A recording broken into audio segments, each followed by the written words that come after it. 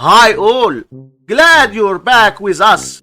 Inside this episode, 64 divided by 4 gives us 16. And here we have 8 divided by 2, which equals 4. So 16 divided by 4 is just 4. But this answer is not correct because according to the order of operations, when we have more than one division in an expression, we have to work from left to right. So here first we have to do this division, then this division, and finally this division. If we do this division before this division, it's wrong. So first we have to do this division. 64 divided by 4 gives us 16. So 16 divided by 8 divided by 2. And now we have to do this division. 16 divided by